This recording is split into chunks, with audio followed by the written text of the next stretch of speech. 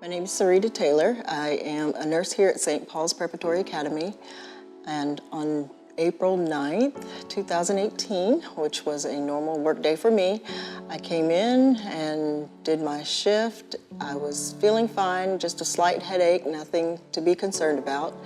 And my headache got a little bit worse than it was in that morning, and so I tried to take an aspirin.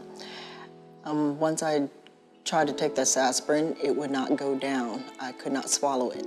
So I waited just a couple of seconds and I tried again. And the second time I attempted, it did go down, but then it felt like all the blood kind of like rushed to my chest area, and I kind of fell to my bed, and I called my daughter in there to see if she can go get her dad. Once my husband came in the room, he said, "Hey, what's going on?" I said, I think I need to go to the ER. And he told me, okay, he said, let's go. He said, my daughter was gonna have to miss dance. And I said, no. I said, we're gonna take her to dance. I said, and then we're gonna go to ER. So we went to the ER. I walked in. I started giving my information to the receptionist, and right in the middle of it, my left side went numb.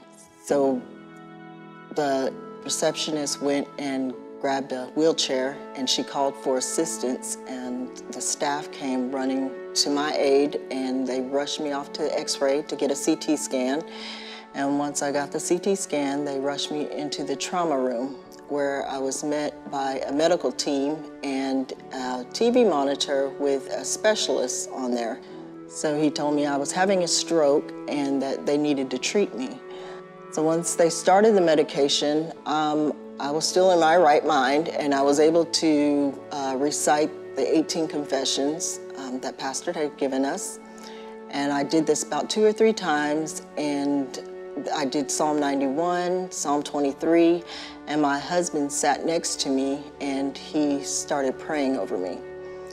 Well, 10 minutes into this hour-long medication infusion, I sat up and I just said, "Whew, I feel so much better." I said, "Can I go home now?" And the nurse looked at me. She was shocked because I was speaking again and moving around. And so she said she had to go get the doctor. He said, "You're not the same person that was in here a few moments ago." And I said, "No." I said, "I feel better now." And I just raised my left hand and I said, "Yes." I said, "I can lift it to the one who healed me." The chief ICU doctor did come back in, and I asked him, could I go home? And he just said, "Mrs. Taylor," he said, "I ran out of tests to give you." He said, "We really don't know how to diagnose this." He said, "But I'm gonna go ahead and discharge you from ICU." Wednesday was the night that I was actually supposed to be at Daughters of Faith. My husband asked me where I was going, and I said, "Daughters of Faith." He said, "Shouldn't you be resting?" I said, "Oh no." I said, "I'm gonna go praise the God who had just healed me."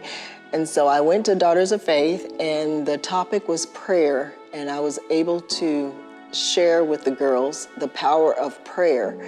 Thank you, Pastors Jean and Sue, and Pastor Austin and Pastor Aaron, for your wonderful teaching. Thank you, Pastor Jean, for the 18 confessions that you put out there.